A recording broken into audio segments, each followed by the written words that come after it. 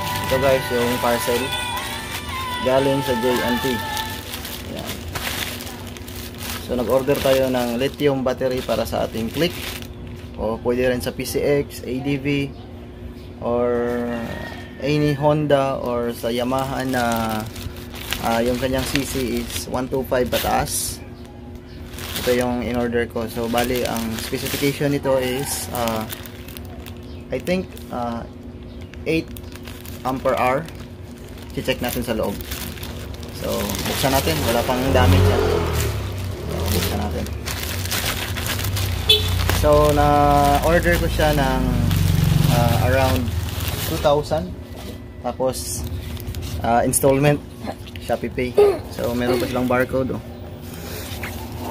So kasi yung aking battery sa Click ko is mahigit 3 years na. So magpo 4 years na siya. At saka napansin ko na yung kanyang charge is hindi na gaano kalakasan. Kasi pumapalo na lang siya ng 13 volts pag nakaandar. Dapat pumapalo yan ng mga 14 pataas. Yan, at least 14 man lang. Tapos pag nakahinto, pag hindi nakabuhay yung makina, dapat nagre-reading pa rin siya ng hindi bumababa ng 12. Kaya lang yung akin, nag-i-steady siya sa 11.5. Ayaw ko naman maapektuhan yung aking ECU, kaya inabuti ko na talagang palitan na siya. At saka pag nag-on ako ng mini driving, at saka yung aking busina, naka dual horn kasi ko, talagang namamaos siya, hindi niya kaya pag hindi siya nakaandar. Kaya ito, yan o. So lithium yung in-order ko. Wow, ang ganda ng packaging nila kasi meron talagang tawag nito, yung caution. Tsaka napaka nakapal ng karton, no? Maganda yung pagkabalot ng seller. Oh, meron pang manual. Ayos. So nakalagay dito is charging voltage between 14 to 15 volts. Wow. So diretso tayo. O meron pa yung accessories niya, yung mga bolt and ano dito, nut para kabitan ng terminal. So ito. So napakagaan. Oh, halos more or less 1 kilo. Hindi gaya nung traditional na battery, yung acid ay mabigat. Ito napakagaan. So nakalagay dito guys is 8.5, yun kung makikita nyo, 8.5. Naka front cam kasi tayo kaya medyo baliktad yung makikita nyo dyan. So 8.5 ampere hours. Yung stock ng ating Click is only I think 5 ampere hour lang siguro yun, yung GS natin. So iti-testing natin to mamaya. Gagamitan natin ng tester. Yan, oh. So yan. Okay, para kitang kita. So don't mind the background guys, ha. Yung battery natin. Yan. Pero bagong lahat, advertise muna tayo. Kape. So kunin ko yung tester natin dito.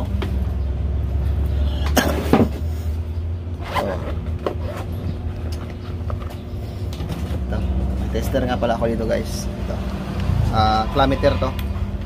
Pero pwede rin to pang AC/DC, pang reading ng voltage. So siset natin siya sa DC. Yan, direct current. Yung positive terminal niya. Alright, so ilagay natin sa pula, ito sa positive. Ito.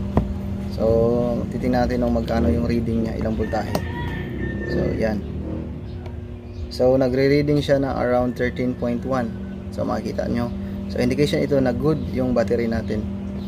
So ngayon, iti-testing natin to, isasalpak natin sa ating unit kung meron ba siyang pagbabago. Okay, so testing natin to. So guys, bali ito yung motor natin, napapalitan natin ng battery. So iti-testing natin. Andito yung kanyang remote. Although goods pa naman yung battery, kung sabihin natin na gumagana siya, gumagana naman talaga siya. Pero kaya lang FI yung motor natin, kailangan natin manigurado. Yan, makikita mo na 10.4 at hanggang dyan lang yung voltahe na nare-reading niya. Kaya pag start mo, makikita mo, tingnan mo. Yan. yung side stand niya. Yeah. Yan o. Yan.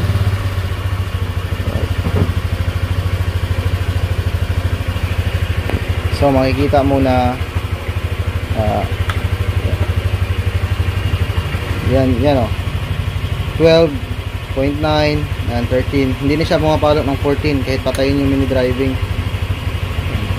Ang pinakamataas na reading na niya is 13.9, 13.8. Ganyan lang talaga. Kung maganda pa yung battery mo, nagre-reading talaga ng 14 yan. At saka yung busina niya medyo paos oh. Yan. Walang power. Yan. So kulang.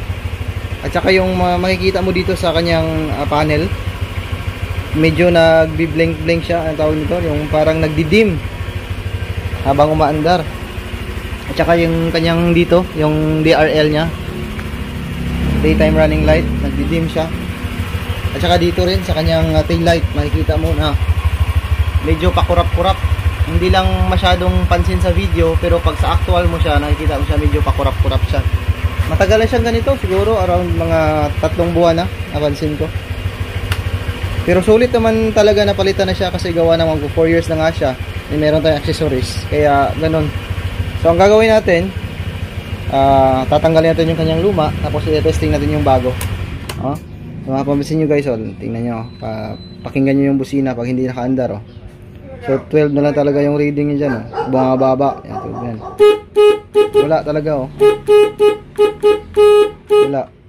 Lalo na pag pailawan, paminin driving, wala na kung bukurap makikita mo. Yan. So gagawin natin, papalitan na natin yan. Alright, let's go. Alright, so guys, yan, i-install natin itong bagong lithium battery natin. So makikita mo naman, ang ganda ng label niya, ang ganda ng build quality ng plastic niya.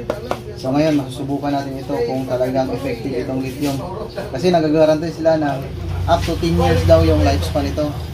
So pag kailangan ko bumili ng battery, doon ako sasagad na talagang ma-efficient talaga siya.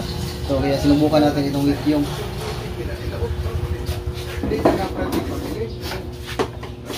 Yan, buksan natin yung kanyang compartment. Problema na ito, magsisit na naman tayo sa oras ito mamaya. Alright. Yan, dali lang itong buksan. Tanggalin lang natin ito. Tapos forward ko na lang yan. Yan guys.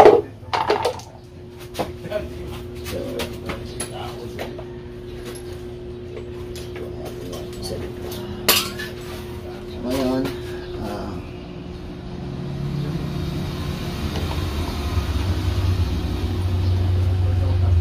itong kanyang negative na terminal, kunin natin.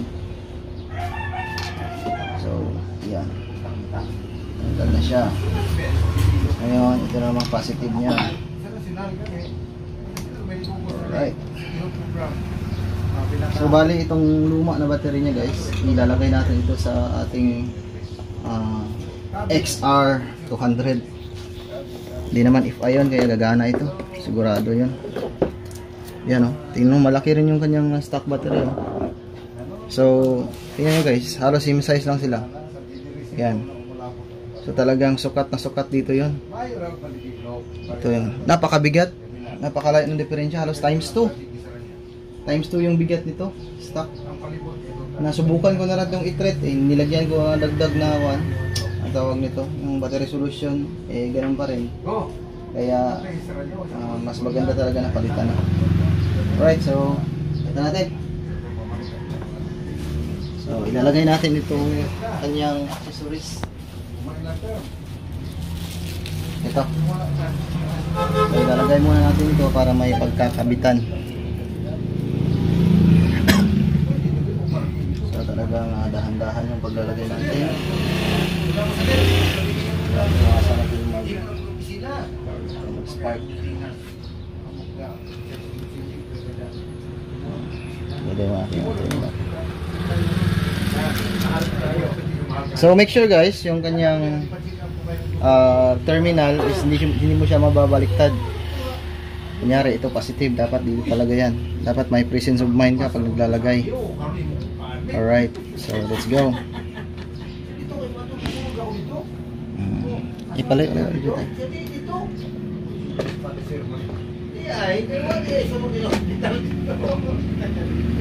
Okay, so ano ba yung tamang paglalagay nito?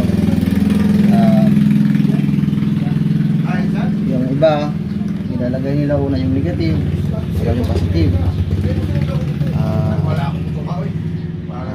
Para sa akin, mas maganda yung una paglalagay yung positive. Right. So, tingnan natin. Parang ano, hindi siya nalulubog. Parang hindi siya nagpipit. Kasi may naipit. Yan. Ayan.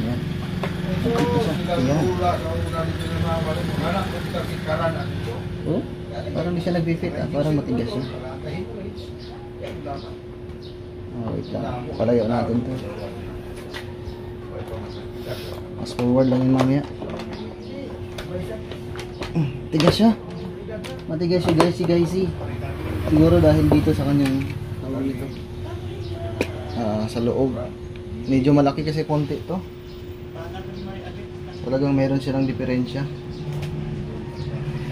Ipo sa baga.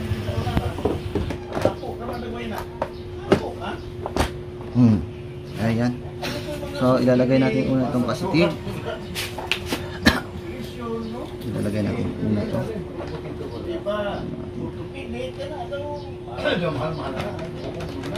So right. Sana good siya. Meron siya muna.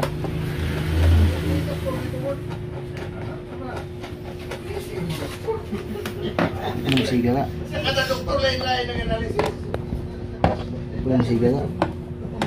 Anong sigara? Cumboy.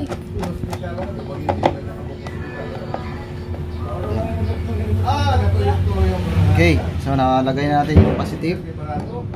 So make sure na mahigpit yung pagkakalagay natin para hindi siya mag-corrode. Then the other one, the negative naman. Oops. So relax, chill. So yan, sikwatin natin to.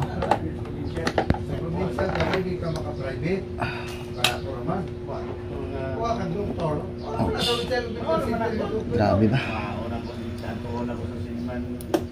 Okay. Yan o. Nagre-response na ang kanyang shutter key. Pero napaka-ikli ng wire. Kailangan ng hilahin. Force lanay. Oops. Baka mag-spark. So, kailangan mo medyo hilahin yung tawag nito. Yung kanyang terminal kasi medyo bitin. Medyo kapos. Medyo kapos siya guys. So, okay lang. Okay lang yan. As long as naaabot naman siya. So, yan. Higpitan natin. So, ngayon, ito, dahil sa mga accessories to, naka-direct itong ground. Hindi ka pinadaan ng saan-saan to. Diretsong battery to. Alright. So, yan. Alright. Yan guys. Yan. Alright. So, papaandarin natin. Susubukan natin yung kanyang bagong battery ngayon. Kung yan na, the moment of truth. Ayan, tawag rin ka. So, ayan. Buksan natin. Yun! Gumana oh. Oh, 12. Yung reading niya dito, naka-standby siya is 12. Ngayon, papaandaran natin, makikita natin yung kanyang charge kung hanggang saan. Yan oh, maganda oh, 12.2, 12.1. So, yan. Yan, umakyat. Titingnan natin kung tataas pa yung kanyang charge. Ikaw, higa. So, 12.8. Ba't hindi siya umakyat ng 13? Siguro kulang pa ito sa charge. Yan o. Kasi nakalagay doon is 70% lang yung charge niya during transportation, kaya siguro kulang pa sa charge. Pag nagamit na siguro ito ng mga ilang oras, pwede na itong ma-full. Yan, sige. I-update ko kayo maya-maya pag nagamit na natin ito. I-charge muna natin ito sa ngayon dahil hindi pa natin talagang na-charge siya ng mula nung paggamit natin. So yan, i-update ko kayo mamaya kung mayroon bang improvement yung voltahe natin. Alright. So right, yung battery natin kanina, bali medyo mahina yung kanyang voltahe, around 12.9 to 13 lang yung standby voltage niya kanina. Pag pinaandar ko siya, nagre-reading lang siya ng mga 13 volts. So ngayon, bali chinarge ko siya ng mga kalahating oras at naging tumaas naman yung voltage niya. I-reading natin ulit. So yan. So bali pala yung gamit natin charger, ito yung ginagamit namin sa sasakyan. Itong charger na ito, chinarge ko siya dito. So tinanggal ko lang yung positive, tapos i-clean ko yung ganito dito niya. Yan, clean ko sa negative at positive niya. So i-reading natin yung voltage ngayon, actual. So ilan yung reading ng voltahe niya. Kasi first time ito gabitin. Kaya kasi nakalagay doon sa manual na 70% lang yung power storage niya doon. So kung i-charge mo siya, so tataas pa yon. So ito yung reading niya. So ngayon naging 13.9 siya. So mamaya pag papaandarin natin, siguro aabot siya ng mga 14. So yan, ikakabit natin at saka paandarin natin ulit. Alright. So driver man. I-post agad. So yan, ikakabit na natin siya. Yan. Activate na ganyang ignition key. Oops. Ito, ipit lang po dito. Ipit lang. Yan lang. So yan. Alright. So yan So papaandarin natin, titingnan natin yung voltahe niya kung mayroong pagbabago. Alright, so dito. So dito, titingnan natin yung kanyang panel dito. Oops. So 12.6, 12.7 yung kanyang standby voltage ngayon. So papaandarin natin.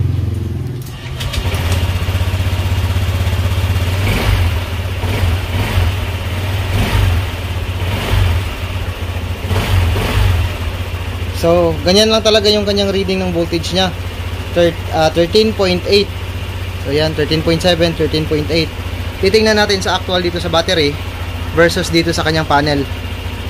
Right? So, yan. So, i-actual natin. Sana umabot siya ng 14. So, dito natin titingnan. Ayan. Dito lang. Yan guys, tingnan nyo sa tester, Yan, makikita nyo dyan sa video. Yan, 14.6. So, hindi siya parehas dyan sa kanyang panel. Dito tayo magbabase sa tester. Kasi direct battery ito Marami ang dinaanan yan dyan Dumaan pa ng ECU yan dyan. So, dito tayo sa tester.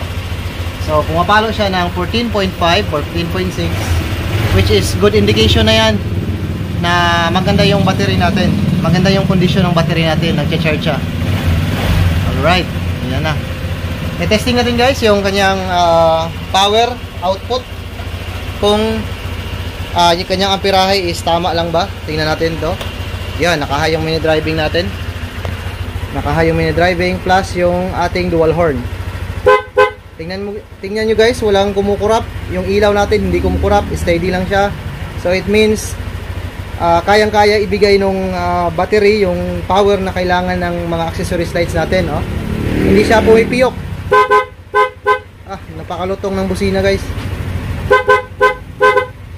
Alright, so yan, lithium battery. Yan, magaan. At saka bibigyan ko kayo ng feedback after ilang buwan nating magamit ito. Obserbahan natin kung walang pagbabago sa kanyang performance. Subukan naman nating hindi siya umaandar. Tapos yan, naka-mini driving siya. Ngayon, ibubusina natin. hindi pa rin kumukurap guys, oh. Ayos. Ayos. So, yan. So, sana natulungan ko kayo na makapag tingin-tingin ng review kung ano yung gustong balhin na battery nyo. Kung makapag-decide man kayo na lithium. So, ito na. So, mga susunod na buwan, bibigyan ko kayo ng feedback nito kung anong update natin ito. So, yun lang guys. So, yan, ito na, yung lithium na battery natin, kabit na natin. Ayos siya. Yan, bago na naman ulit yung battery ng ating Game Changer version 2. Alright. So, yan, advice ko lang talaga na pag bago yung battery nyo, so kailangan talaga siyang i-charge para makuha nyo yung actual voltage. So, yon.